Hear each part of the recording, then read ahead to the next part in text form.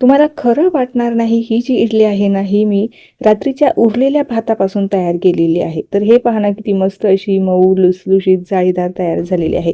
बऱ्याचदा आपल्याकडे ना रात्रीचा भात शिल्लक राहतो, तर सकाळी आपण फक्त कांदा, टोमॅटो घालून मस्त त्याला फोडणी करून खातो.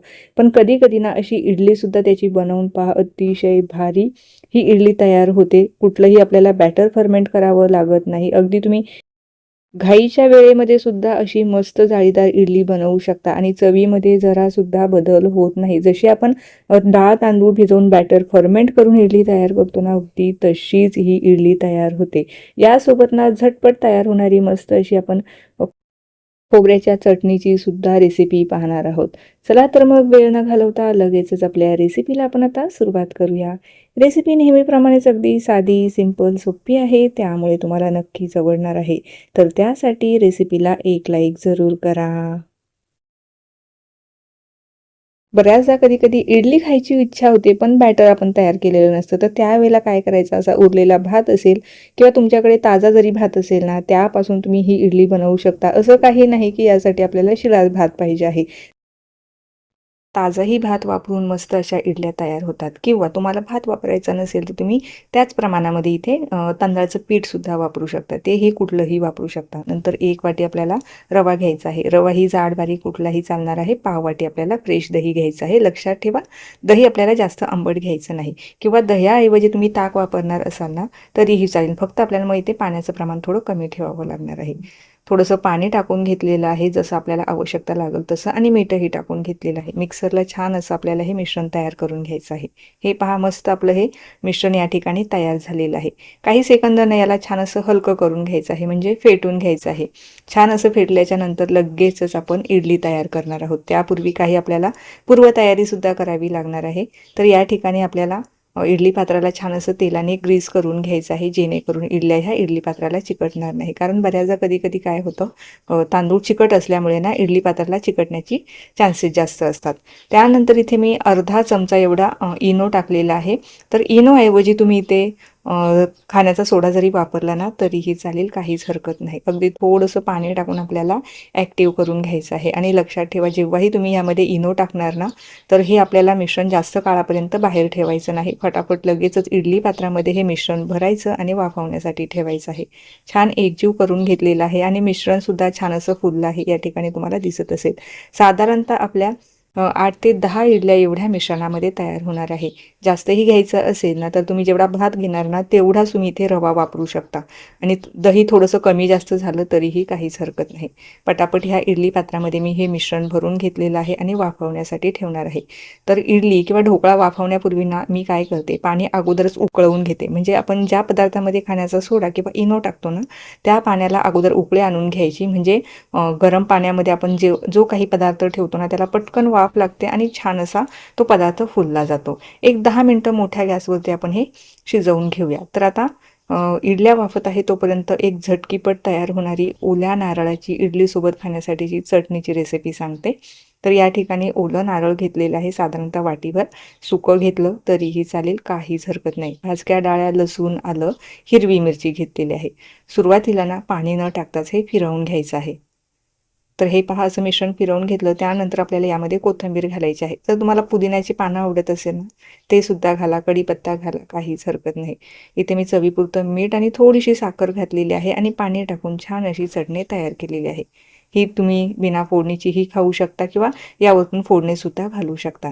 आता यावरतून मी छान अशी फोडणी घालून घेणार आहे.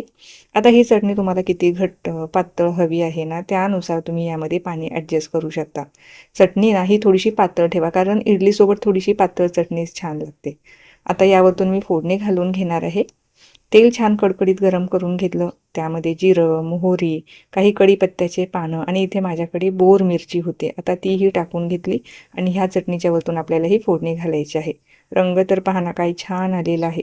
कुठल्याही साऊथ इंडियन नाश्त्यासोबत तुम्ही खाऊ शकता किंवा तुम्ही नुसतेच पराठे बनवले किंवा डोसे बनवले घावनांसोबत तर ही चटणी अप्रतिम लागते. चटणी तयार झालेली आहे आणि आपल्या इडल्यासुद्धा छान अशा आता वाफल्या गेल्या असेल. एक मला साधारणतः 7 ते 8च मिनिटं ह्या इडल्या वाफवण्यासाठी एवढा वेळ लागलेला आहे. कारण ऑलरेडी आपण भात शिजवलेला असल्यामुळे ना ह्या इडल्या शिजायला जास्त वेळ लागत नाही. हे पहा किती मस्त अशा पांढऱ्या, शुभ्र आणि अगदी टम्म फुगलेल्या आहे. आतून सुद्धा ह्या जाळीदार अशा इडल्या तयार होतात. तुम्ही पहिलाच प्रयत्न करत असाल ना तर नो फेल रेसिपी आहे. अगदी परफेक्ट मी तुम्हाला मेजरमेंटही सांगितलेलं आहे आणि न फसणारी रेसिपी आहे. बऱ्याचदा बॅटर व्यवस्थित फर्मेंट झालं नाही ना तर इडल्या व्यवस्थित फुगत नाही. परंतु ह्या अशा इडल्या आहे, ह्या तुम्ही पहिल्यांदाच जरी ट्राय केल्या ना परफेक्टच बनणार आहे, याची मला 100% खात्री आहे. पूर्णपणे थंड करून घ्यायच्या आणि त्यानंतर डिमोल्ड करायच्या. ह्या तुम्ही मुलांच्या डब्यामध्ये सुद्धा देऊ शकता किंवा सकाळच्या घाई गडबडीमध्ये रात्रीचा जर शिल्लक राहिलेला भात असेल ना तर त्यापासून ना अशा इडल्या एकदा जरूर ट्राय करून पहा. अशा जर एकदा तुम्ही इडल्या ट्राय केल्या ना कधीही तुम्ही डाळ तांदूळ भिजवून इडल्या बनवणारच नाही. इतकी झटकीपट तयार होणारी ही रेसिपी आहे आणि अगदी ह्या मऊ लुसलुशीत होतात. हे पहा, तुम्हाला इथे दिसतच असेल अगदी छान ह्या मऊ लुसलुशीत जाळीदार इडल्या तयार झालेल्या आहे. बाकीच्या राहिलेल्या संपूर्ण इडल्या आता मी डिमोल्ड करून घेते. तर आता ह्या मी थोड्या प्रमाणामध्ये बनवल्या होत्या. जर तुम्ही जास्त प्रमाणात बनवणार असाल ना तर तुम्ही जास्त प्रमाणात सुद्धा बनवू शकता. फक्त आपल्याला जे प्रमाण आहे ना सम घ्यायचं आहे आणि दही जे आहे ना अगदी जास्तही वापरायचं नाही. तर अर्धी वाटी किंवा पाऊण वाटी असं दही वापरायचं आहे. जर तुम्हाला जास्त प्रमाणात बनवायचं असेल, जास्त प्रमाणात म्हणजे कसं 2 वाटी जर तुमच्याकडे उरलेला भात असेल तर 2 वाटी रवा घ्या, त्यासाठी अर्धी वाटी दही घ्या. तर असं हे प्रमाण घेऊन तुम्ही ह्या इडल्या बनवू शकता. मस्त इडल्या तयार होतात. हे पहा, सगळ्या इडल्या मी डिमोल्ड केलेल्या आहे. किती छान अशा इडल्या या ठिकाणी तयार झालेल्या आहे. जशा आपण बॅटर फर्मेंट करून तयार करतो ना अगदी तशाच इडल्या तयार होतात. इडली बनवण्यासाठी बऱ्याचदा खूप सारा भांड्यांचा पसारा होतो, परंतु ह्या इडल्या बनवण्यासाठी कुठलाही जास्त फाफट पसारा नाही किंवा कुठेही आपल्याला बॅटर फर्मेंट करावं लागत नाही. अगदी झटकीपट सगळं साहित्य एका मिक्सरच्या भांड्यामध्ये घालायचं आणि सगळं फिरवून एका मिक्सिंग बाउलमध्ये काढायचं आणि वाफवून घ्यायचं आहे. जर तुम्हाला अशा इडल्या बनवायच्या नसेल ना याचा ढोकळासुद्धा फार छान होतो. त्यामध्ये फक्त हिरवी मिरची, लसूण, आल्याची पेस्ट घालून जरी तुम्ही बनवलं ना तो ढोकळासुद्धा छान तयार होणार आहे. किंवा अशा इडल्या किंवा त्यापासूनच तुम्ही अप्पेसुद्धा बनवू शकता. तुम्हाला डोसे जरी बनवायचे असेल, उत्तप्पम जरी बनवायचे असेल ना तरी त्या बॅटरपासून छान तयार होतात. तर नक्की ट्राय करून पहा. आता ही रेसिपी पाहत पाहत जर तुम्ही इथपर्यंत आलाच असाल, चॅनलवर जर तुम्ही माझ्या नवीन असाल, चॅनलला अजून सबस्क्राईब केले नसेल तर नक्की सबस्क्राईब करा. त्या बाजूचे जे बेल आयकॉन आहे ते सुद्धा प्रेस करा, म्हणजे जेव्हाही माझे नवीन व्हिडिओज येतील ते तुम्हाला सगळ्यात अगोदर पाहायला मिळतील. ही रेसिपी तर तुम्हाला आवडलीच आहे याची मला पूर्णपणे खात्री आहे. रेसिपीला लाईकही तुम्ही केलंच असेल, परंतु त्यासोबत ना एक छोटीशी कमेंट द्या, जेणेकरून मला अशाच नवनवीन आणि सोप्या रेसिपी तुमच्याबरोबर शेअर करायला प्रोत्साहन मिळणार आहे. तर हे पहा किती मऊ लुसलुशीत आणि जाळीदार इडली तयार झालेली आहे. नक्की ट्राय करून पहा. कशी झाली ते कमेंट करून सांगायला अजिबात विसरू नका. चला तर मग पुन्हा भेटूया अशाच काही नवीन आणि सोप्या रेसिपीसोबत. तोपर्यंत धन्यवाद.